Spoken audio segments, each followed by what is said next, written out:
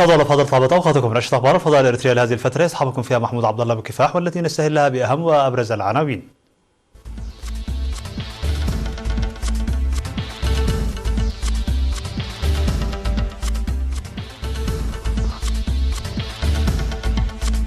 افتتاح مهرجان الاريتريين في الرياض وضواحيها. تنظيم دورة تأهيلية للمعلمين في حقات. الخدمات الصحية في قلعلو تحقق نتائج جيدة. واشنطن تدرس سحب آلاف الجنود من كوريا الجنوبية. الكونغرس الأمريكي يتبنى قرارا داعما للمتظاهرين في هونغ كونغ يثير غضب بكين. رجال الأطفاء يكافحون لإخماد المئات من حرائق الغابات في أستراليا. مرحبا بكم من العناوين إلى التفاصيل. افتتح وزير الشؤون الخارجية السيد عثمان صالح في 20 من نوفمبر المهرجان السنوي 22 للإريتريين في مدينة الرياض وضواحيها بالمملكة العربية السعودية تحت شعار أمنا السيادة بالصمود وسننمي بلدنا بالصمود. وشهد الافتتاح الذي شاركت فيه رئيسة الاتحاد الوطني للمرأة الإريترية السيدة تسفا ميكائيل عرضا يعكس ثقافة وحياة القوميات الإريترية وصور توضح المعمار الأثري الجميل لأسمرا ومعرض لابتكارات طلاب المدرسة العالمية الإريترية في الرياض وعروضا فنية. وقالت السيدة ويني جرزجهير القائم بأعمال السفارة الإريترية في السعودية أن المهرجان تجمع وطني يعرف المواطنين بأوضاع بلدهم فضلا عن الاستمتاع بتراثهم وفنهم وتوريثه للأجيال الحديثة، مؤكدة الأهمية الكبيرة لمهرجان هذه السنة لمجيئه في مناخ السلام والصداقة الذي يعم البلاد والمنطقة وتنفيذ الحكومة الإريترية لبرامج تنموية كبيرة. كما أوضحت برامج التنمية والاستثمارات التي بدأتها الحكومة داعية المواطنين للمشاركة فيها بشكل فردي وجماعي. من جانبها أوضح رئيس الجالية الإريترية في الرياض وضواحيها سيد عبد الرحمن إمامة بأن مهرجان هذا العام له أهمية خاصة لانعقاده بالتزامن مع الذكرى الأربعين لتأسيس الاتحاد الوطني للمرأة الإريترية. وقدمت في المناسبة جوائز للطلاب المتفوقين في امتحانات الشهادة الوطنية للصفين 8 و12 وكذا الفائزين في المناشطة الرياضية. هذا وسيستمر مهرجان الإريتريين في الرياض حتى 23 من نوفمبر.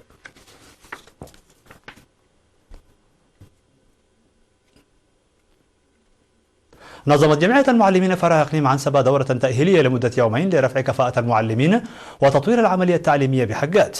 وهدف التأهيل الذي شارك فيه المدراء والمشرفون التربويون وإدارات المدارس وممثلي المعلمين ولجنة الآباء تقوية قدرات وتنظيم المعلمين وتأمين كفاءة التعليم وتعزيز دور أولياء الأمور. ودعا مسؤول التعليم في إقليم عنسبة سيد كفلاع ميكائيل المعلمين لنقل المعارف للطلاب بشكل جيد وتنشئتهم على الثقة الكاملة في الذات وزيادة مساهمة المدارس في بناء مجتمع متطور.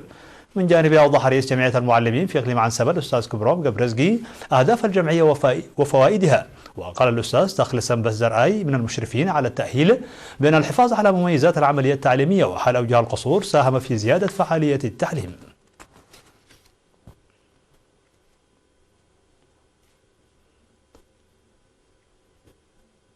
نظمت سفارة إريتريا في السودان والمواطنون المقيمون في أوترخيت وروتردام الهولندية وستوكهولم السويدية وشارلوت وواشنطن ودالاس ونيو أورليانز وهوستن الأمريكية والدمام بالسعودية ومدينة جوبا بجنوب السودان العديد من أنشطة الدبلوماسية الشعبية. فقد التقى القائم بأعمال السفارة الإريترية في السودان السيد إبراهيم إدريس بنائب رئيس المجلس الانتقالي السوداني الفريق أول محمد حمدان دغولو ورئيس الوزراء السوداني الدكتور عبد الله حمدوك ووزير الشؤون الدينية. وتناول اللقاءات التي عقدت يومي 17 و18 من نوفمبر تقدم الاتفاق الذي تم التوصل إليه خلال زيارة الرئيس سياس أفورقي للسودان في شهر سبتمبر الماضي والدفع بالعلاقات الثنائية وأوضاع الإريتريين عامة والجالية بصفة خاصة. وأكد رئيس الوزراء الدكتور عبد الله حمدوك والفريق أول محمد حمدان دغولو رغبة واستعداد بلاده في تقوية العلاقات الإريترية السودانية. من جهة أخرى عقد سفير إريتريا في الاتحاد الأوروبي سمينارا للإريتريين في أوترخيت وضواحيها وقال أن استصحاب الماضي وتقييم المرحلة السابقة يبين مدى جسامة مهمة تحقيق السلام، موضحا بأن القيم الإريترية التي ترسخت في فترة النضال كانت السبب الرئيسي في تحقيق الانتصار. وذكر بأن الحكومة تطلق فرص الاستثمار التي تمنح الأولوية للمواطنين داعيا إياهم للمشاركة في الاستثمار سواء بشكل فردي أو جماعي. كما أجاب على استفسارات وأسئلة الحضور. في غضون ذلك عقد القائم بأعمال سفارة إريتريا في الدول الأسكندنافية سيد يوناس مانا سمينارا للإريتريين في ستوكهولم وضواحيها حول الأوضاع الراهنة في البلاد وتشجيع الاستثمار خلال المرحلة الجديدة. وقال أن إريتريا التي تخطت وهزمت المصاعب وأمنت السلام والسيادة دخلت إلى مرحلة جديدة وفتحت فرص واسعة للاستثمار، داعيا المواطنين عامة والشباب خاصة لتعزيز مشاركتهم في الاستثمار الذي يتطور بالمهن والتقانة لتحقيق الفائدة لهم ولمجتمعهم. من جانبه أوضح مسؤول الشؤون القنصلية السيد سيراك بهلبي بأن الحكومة الإريترية أطلقت برامج تنموية فاعلة وطويلة الأجل ويجري العمل الجاد لتطوير المهن ونقل التقانة. ومن جهة أخرى بحث الإريتريون في شارلوت الأمريكية الأوضاع الراهنة في البلاد والمرحلة الجديدة. وقدم القائم بأعمال السفارة الإريترية في الولايات المتحدة الأمريكية السيد برهان جبرويت ومسؤولة الشؤون الشعبية السيدة أدحنت غلتا شرحا موسعا في الاجتماع بشأن الأوضاع الراهنة في البلاد والمهام المرحلية وفرص الاستثمار، داعين المواطنين للمساهمة بالقدرات والمهن للدفع ببرامج التنمية الجارية في البلاد بعد تأمين السلام. ومن ناحية أخرى احتفلت الإريتريات في مدينة الدمام وضواحيها بالمملكة العربية السعودية بالذكرى الأربعين لتأسيس الاتحاد الوطني للمرأة الإريترية بحضور رئيسة الاتحاد الوطني للمرأة السيدة تخاء تسفى ميكائيل والقائمة بأعمال السفارة الإريترية في السعودية السيدة ويني جرزجهير. وقدمت السيدة تخاء توضيحا في المناسبة عن نضالات المرأة الإريترية في السنوات الأربعين الماضية والمشاركة المتساوية. كما احتفل الإريتريون في مدن واشنطن ودالاس ونيو أورليانز وهيوستن بذكرى تأسيس الاتحاد الوطني للمرأة الإريترية. على صعيد آخر نظمت حركة شباب الجبهة الشعبية للديمقراطية والعدالة في جوبا محاضرة للأعضاء الشباب بعنوان إدارة الوقت. وأوضح مسؤول الجاليات في سفارة دولة إريتريا بجوبا السيد فؤاد محمد بأن المحاضرة مهمة في الحياة اليومية للمواطنين.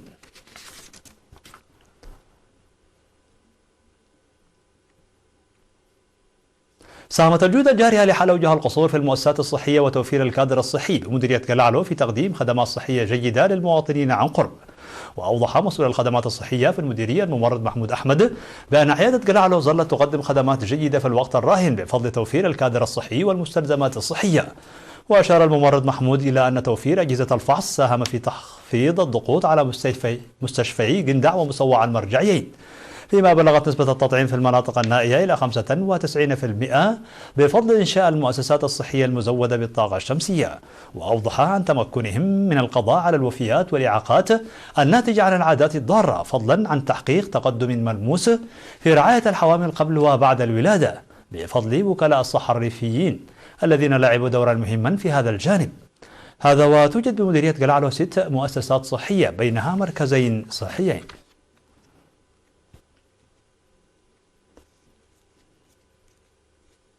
تم إحياء 19 من نوفمبر اليوم العالمي لاستخدام المراحيض في مدينة مصوع.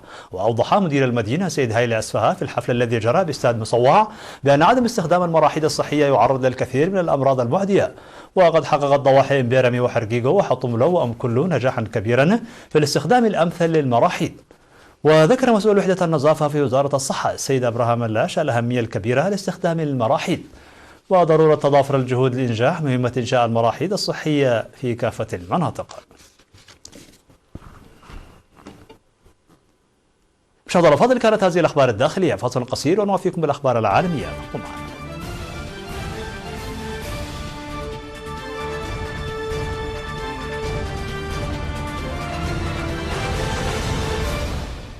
مرحبا بكم. على الصعيد العالمي، ذكرت وسائل إعلامية في كوريا الجنوبية أن الولايات المتحدة الأمريكية تدرس خفضا كبيرا لقواتها في كوريا الجنوبية إذا لم تساهم سيول بشكل أكبر في تكلفة عملية النشر. وقطعت واشنطن محادثات تقاسم التكلفة الدفاعية مع كوريا الجنوبية هذا الأسبوع بعد أن طالبت سيول بزيادة مشاركتها السنوية إلى 5 مليارات دولار، أي أكثر ب5 أضعاف مما تدفعه الآن، في خلاف علني نادر بين البلدين. ولم يؤكد أي من الجانبين علنا تلك الأرقام، لكن الرئيس الأمريكي دونالد ترامب قال أن الوجود العسكري الأمريكي في كوريا الجنوبية وحولها يساوي حماية بقيمة 5 مليارات دولار. وهنالك نحو 28,500 جندي أمريكي يتمركزون حاليا في كوريا الجنوبية التي لا تزال من الناحية الفنية في حالة حرب مع كوريا الشمالية جارتها المسلحة نوويا بعد الحرب الكورية التي اندلعت بين عامي 1950 و 1953. وقال وزير الدفاع الأمريكي مارك إسبر أنه لا علم له بأي خطط لسحب 4,000 جندي أمريكي من كوريا الجنوبية إذا فشلت محادثات تقاسم التكاليف.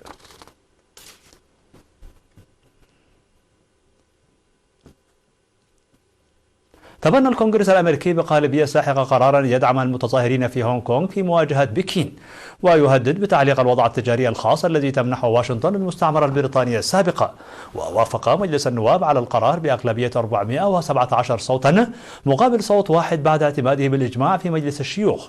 وكان هذا التصويت قد أثار غضب بكين التي توعدت بالرد في حال اعتماد النص بشكل نهائي. ويشترط النص للإبقاء على هذا الوضع أن تقدم وزارة الخارجية الأمريكية تقييما سنويا يؤكد أن الوضع مناسب في مجال احترام الحقوق من قبل سلطات هونغ كونغ، ويجب أن يوقع الرئيس الأمريكي دونالد ترامب على النص كي يصبح نافذا. ويأتي هذا التصويت في خضم مفاوضات شاقة بين أول قوتين اقتصاديتين في العالم للخروج من حربهم التجارية. وحذرت الصين الخميس من أنها على استعداد للرد بحزم على مشروع القانون الذي أقره الكونغرس الأمريكي دعما للمتظاهرين المطالبين بالديمقراطية في هونغ كونغ.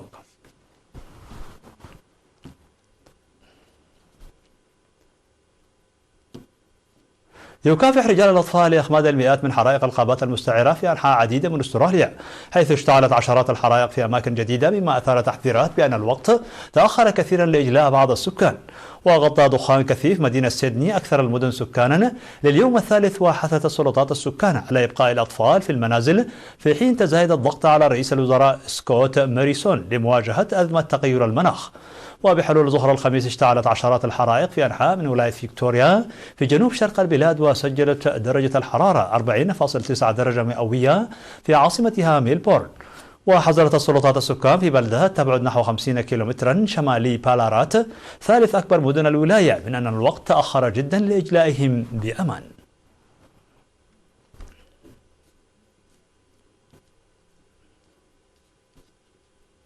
الخبر الأخير بطريقة مبتكرة وغير تقليدية، أبدع مصري في بناء منزله الخاص، وذلك باستخدام مواد معاد تدويرها ونفايات قام بجمعها على مدى سنوات. وشهد تيمور الحديدي بيتا من طابقين في مدينة الشيخ زايد بالقاهرة بعد 4 سنوات من التخطيط والعمل الدؤوب وجمع المواد المستخدمة التي كانت أغلبها مجانية. وأراد تيمور تنفيذ فكرته الصديقة للبيئة بعدما يئس من إيجاد مسكن له، فقرر تشييد هذا المبنى على قطعة أرض خاصة به مستخدما الكتل الخرسانية المهملة والطوب الأحمر والزجاجات وحتى إطارات السيارات لبناء جدران المنزل والسقف وحتى بعض الأثاث.